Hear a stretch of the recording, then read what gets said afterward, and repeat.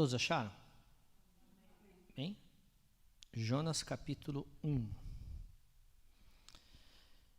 E veio a palavra do Senhor a Jonas, filho de Amitai, dizendo: Levanta-te, vai à grande cidade de Nínive e clama contra ela, porque sua malícia subiu até mim. E Jonas se levantou para fugir de diante da face do Senhor para Tarsis. O livro que nós acabamos de abrir fala de um profeta chamado Jonas. E a vida se processou na vida dele como está se processando na nossa vida. E a vida é feita de escolhas. A vida é feita de decisões. Amém? Então, diante dos desdobramentos da vida de Jonas, nesse livro aqui, que fala sobre ele, nós vamos ver 4 momentos diferentes na vida de Jonas. No capítulo 1, Jonas está fugindo de Deus. No capítulo 2, Jonas está voltando a Deus. No capítulo 3, Jonas está no centro da vontade de Deus. E no capítulo 4, Jonas se desgosta da obra de Deus. Você está fugindo de Deus? Você está voltando para Deus? Ou você está no centro da vontade de Deus?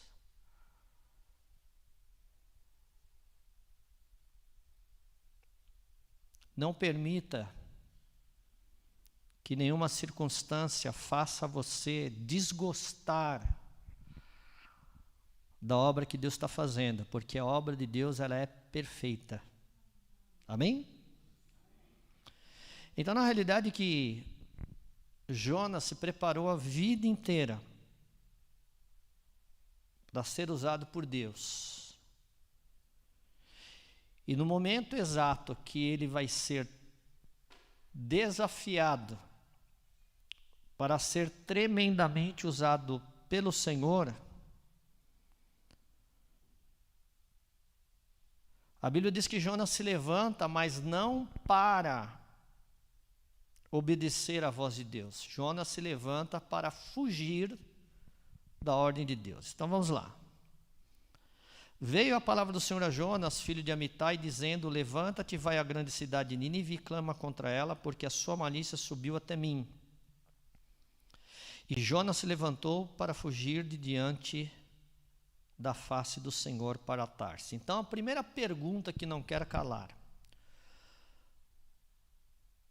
o que acontece quando a gente foge da vontade de Deus? Então a primeira coisa que acontece quando a gente foge da presença de Deus é que a própria natureza se levanta contra nós. Se você fugir de Deus, você não vai se sentir bem em lugar nenhum, em ambiente nenhum, em empresa nenhuma, em relacionamento nenhum, em propósito nenhum. Porque está escrito: sem mim nada podeis fazer.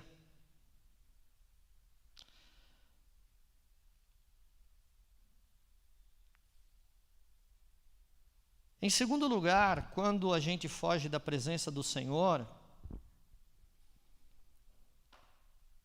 a gente acaba fazendo com que pessoas ao redor da gente sofram.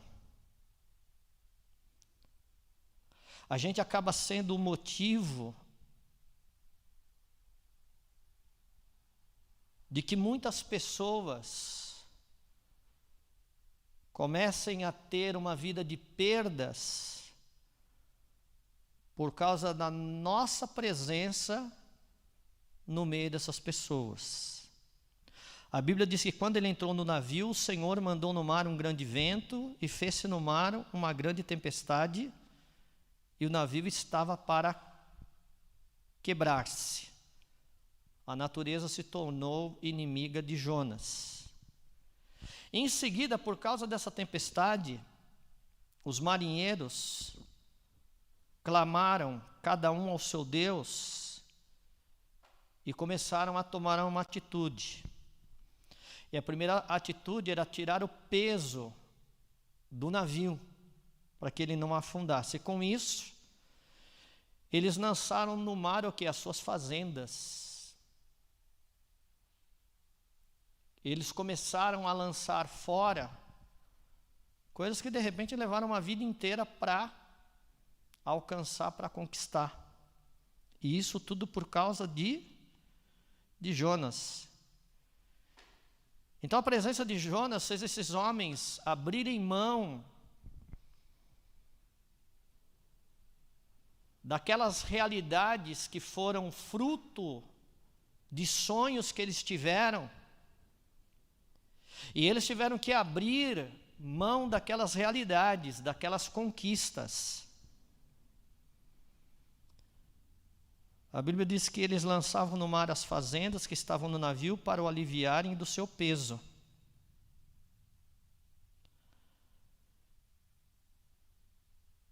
Em terceiro lugar, quando a gente foge da vontade de Deus, nós acabamos tendo uma vida de decadência. E no fim de tudo, nós vamos entrar num ventre de sofrimento. Amém? Olha aqui, ó, versículo 3. Quando ele se levantou para fugir de diante da face do Senhor, ele desceu a Jope, a primeira descida. Pagou a passagem, segunda descida, desceu para dentro do navio. Terceira descida, versículo 5. Desceu aos lugares do porão e se deitou e dormia um profundo sono.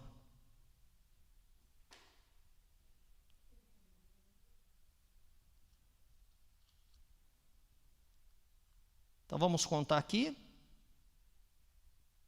Primeiro desceu para Jope, segundo desceu para dentro do navio, terceiro desceu para o porão do navio, em quarto lugar, foi jogado no mar, desceu até a superfície do mar, e em quinto lugar, ele foi parar no ventre e nas entranhas de uma baleia. Então, a Bíblia diz que um abismo chama outro abismo.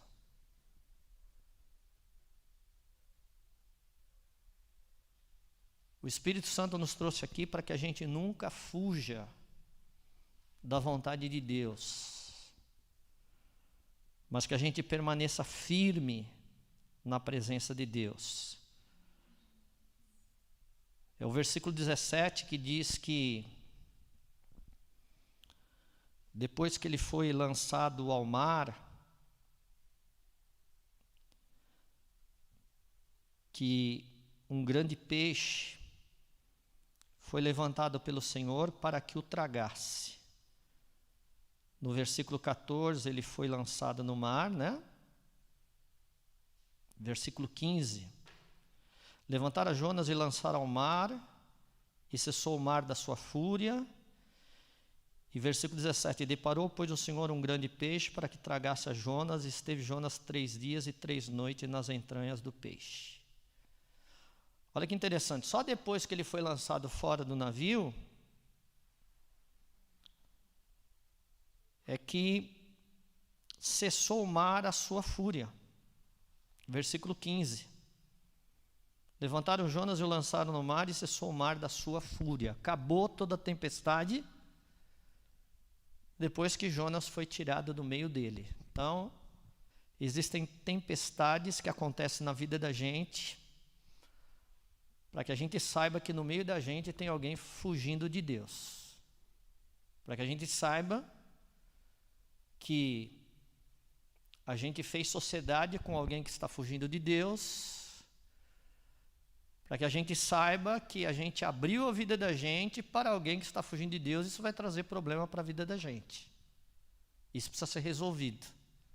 Senão, a tempestade não vai acabar. A tempestade não vai acabar.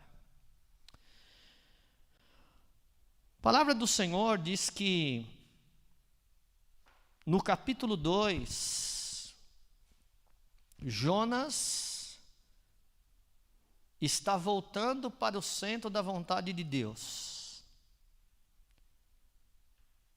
O que acontece quando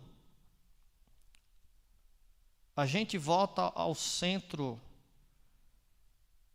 da vontade de Deus?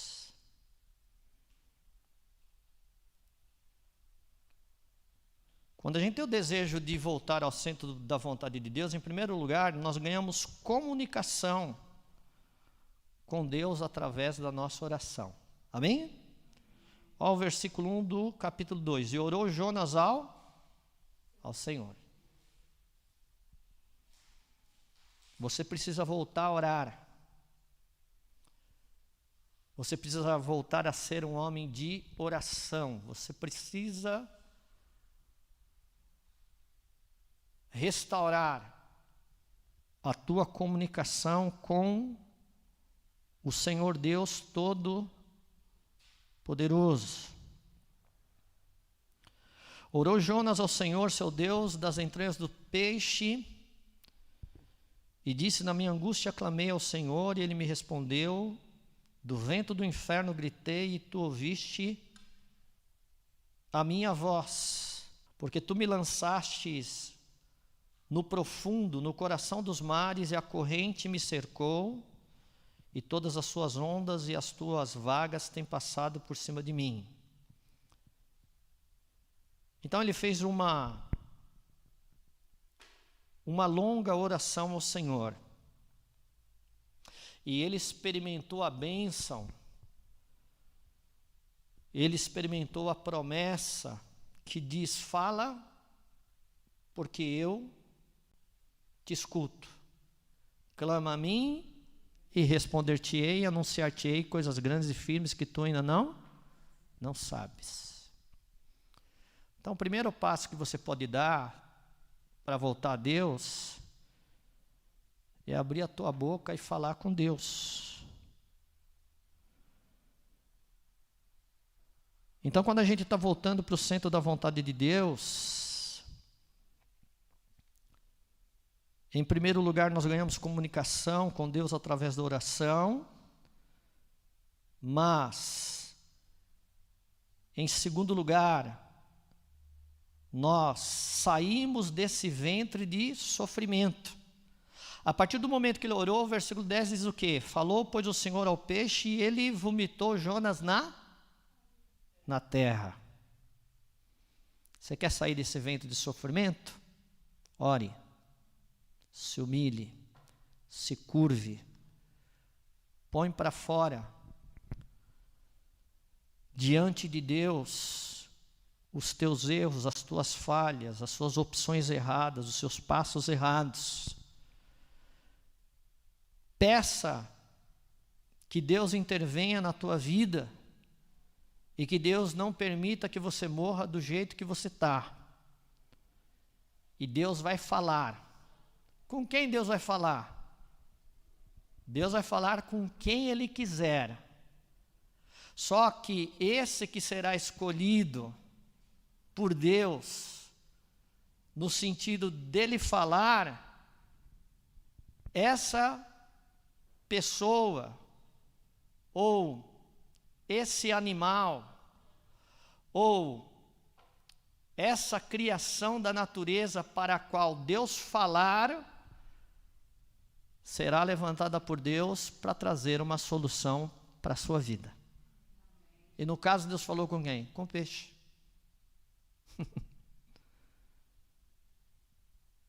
Tem peixe que obedece mais a Deus do que muitos homens.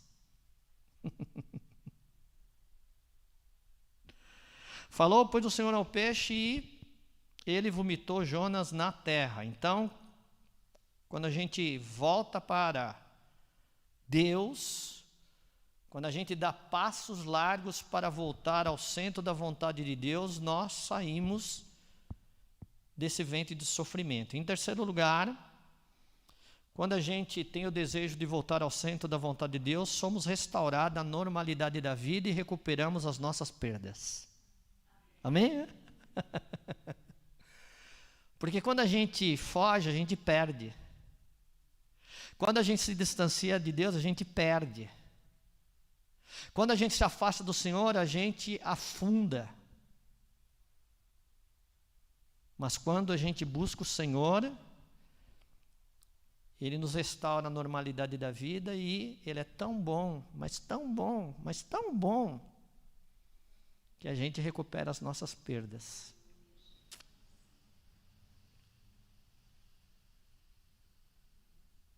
Talvez você está aqui diante de uma situação que quando você olha para o passado e levanta um mapa do presente, você fala, puxa, eu perdi tanta coisa. Mas o nosso Deus é Deus de restauração. Para cada dia de humilhação, Deus tem para você dias de dupla honra. A glória dessa última casa será maior do que a primeira. Você vai sorrir de novo, você vai se alegrar de novo, você vai ser vitorioso de novo, você será levantado de novo se você buscar voltar para o centro da vontade de Deus. Vamos lá. No capítulo 3 do livro de Jonas, nós vamos encontrar Jonas no centro da vontade de Deus. Quando a gente volta ao centro da vontade de Deus, o que acontece? O que acontece quando estamos no centro da vontade de Deus? Nós voltamos a ser levantados por Deus para ser porta-voz de Deus. A palavra de Deus vem de novo aos nossos ouvidos, ao nosso coração e à nossa vida, à nossa casa, ao nosso lar. No ambiente que a gente tiver, se a gente estiver no centro da vontade de Deus, você nunca ficará sem a palavra de direção. Deus te dará um norte, Deus te dará um rumo, amém? Deus apontará caminhos, amém? Versículo 1 do capítulo 3, e veio a palavra do Senhor segunda vez a Jonas. O nosso Deus é um Deus de segunda chance. Ah, mas só de segunda chance? Não, mas de terceira, de quarta, de quinta, de sexta, de sétima, de... Quantas chances você precisar, Ele vai te dar. Só que tem um texto na Bíblia que diz assim, que Deus um dia disse, não contenderá para sempre o meu espírito com o homem. Chega uma hora que Deus fala, chega. Chega uma hora que Deus fala, basta. Tem um texto na Bíblia que diz assim, que Deus ouviu o pedido do coração do homem e o atendeu. Atendi o desejo do coração deles, mas definhei-lhes a alma. A pior coisa que tem é quando você vive em busca de uma coisa, que essa coisa não é a vontade de Deus para a tua vida.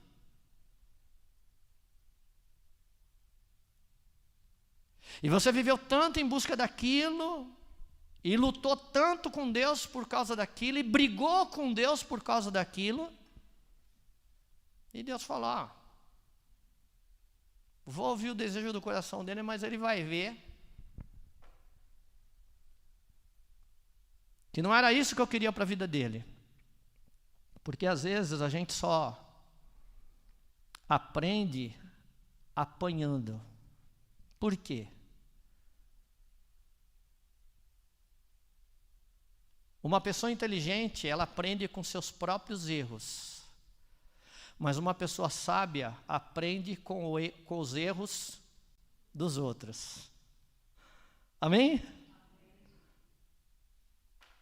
Mas uma pessoa teimosa, às vezes precisa o quê?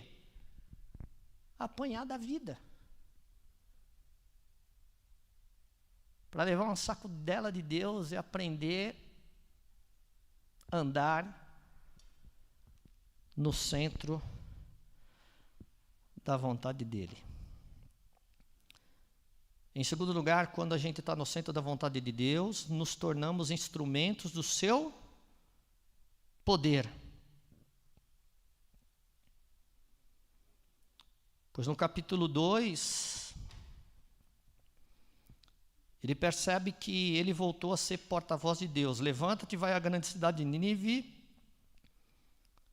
Levanta-te e vai à grande cidade de Nínive e prega contra ela a pregação que eu te disse.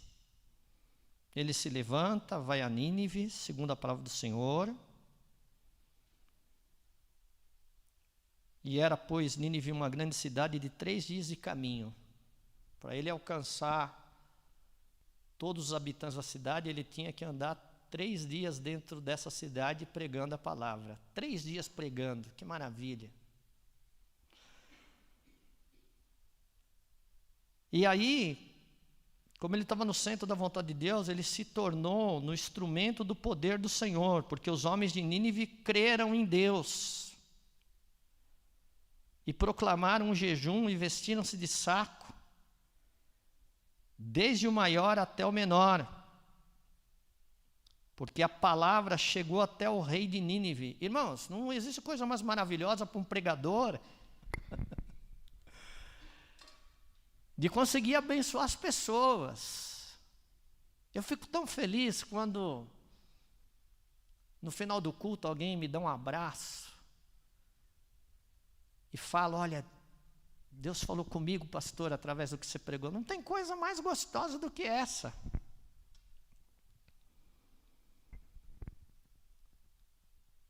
A Bíblia diz que houve um rebuliço lá no meio do povo, e foi proclamado, por mandado do rei e dos seus grandes, um grande jejum. Nem homem, nem animais, nem bois, nem ovelhas provem coisa alguma, nem se lhes dê pasto, nem bebam água. Os homens e os animais estarão cobertos de sacos, versículo 8. E clamarão fortemente a Deus, se converterão cada um do seu mau caminho e da violência que há nas suas mãos.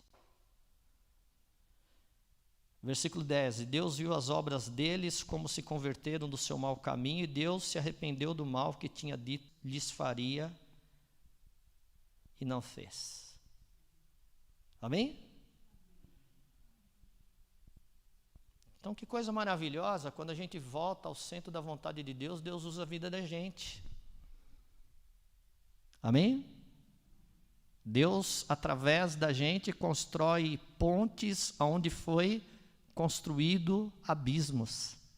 Amém? Então, no capítulo 4 do livro de Jonas, nós vamos encontrar a 4ª fase da vida de Jonas. Jonas ficou bravo com o que Deus fez.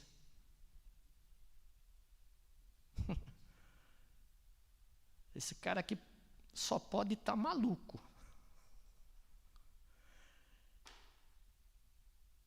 Qualquer cristão normal vai ficar muito feliz de ver Deus usando a vida dele.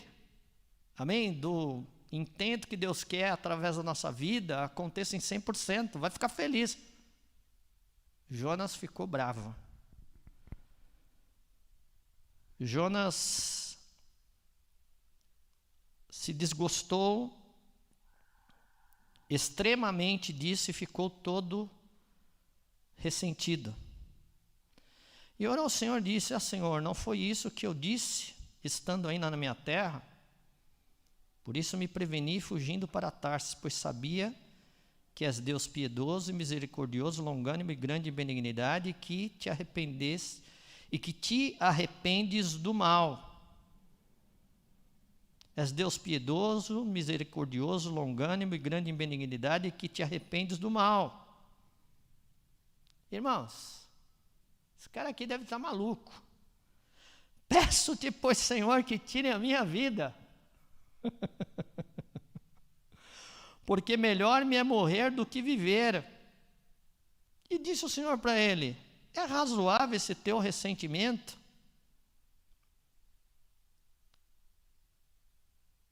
Então, irmãos, quando a gente se desgosta da obra de Deus, nós temos uma vida de horizontes pequenos, né?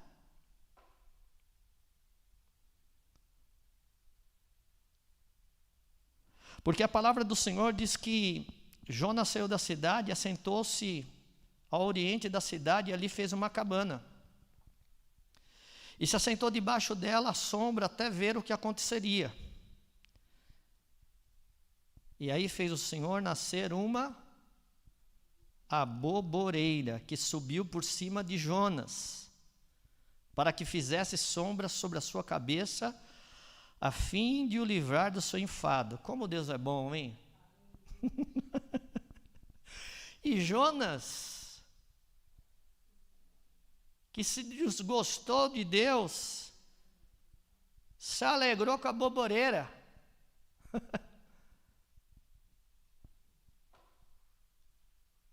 A nossa alegria, em primeiro lugar, não deve ser por coisas, mas deve ser por Deus. Amém? Nesse momento ele estava mais feliz com a aboboreira do que com Deus que criou a aboboreira. Esse cara aqui está maluco.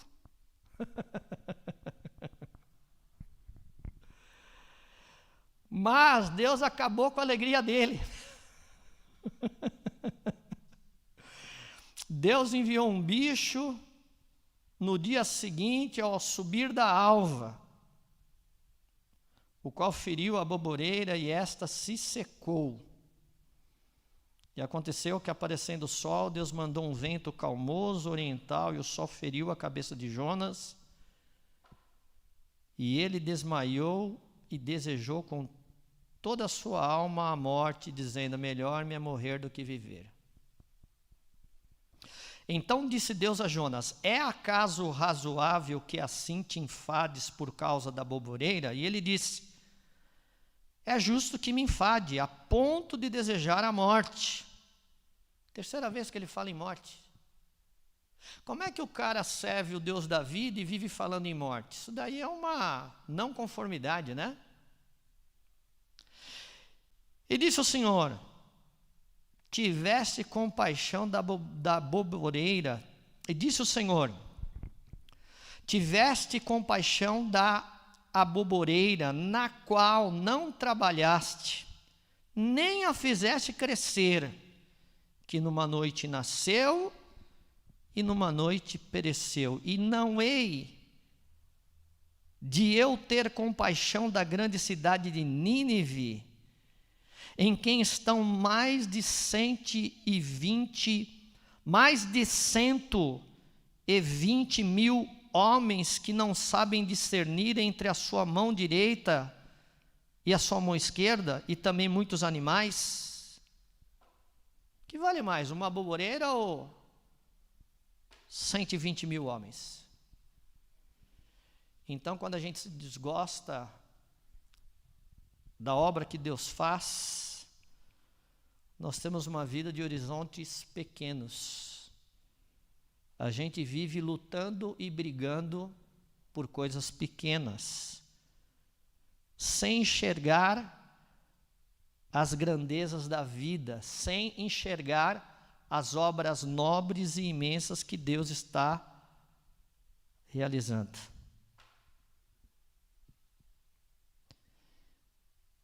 Então, muitas vezes, nós queremos que Deus realize a obra da nossa forma. E quem, conhecendo a Deus, não lhe faz a vontade, acaba perdendo a vontade de viver. Então, que nessa noite você tome atitudes significativas e que jamais você se desgoste daquilo que Deus está fazendo. Os teus pensamentos não são os meus pensamentos, diz o Senhor. Os teus caminhos não são os meus caminhos. Não queira ser professor de Deus. Amém? O que Deus está fazendo vai trazer um resultado perfeito. Amém? Segundo lugar, não fuja da vontade de Deus. Terceiro lugar, se você se afastou de Deus, se você está longe de Deus, clame, se humilhe. E Deus vai mover o céu e a terra e vai te abençoar de novo. Amém? E, em último lugar, permaneça no centro da vontade de Deus, porque não existe lugar melhor do que estar no centro da presença de Deus. Amém? Vamos orar?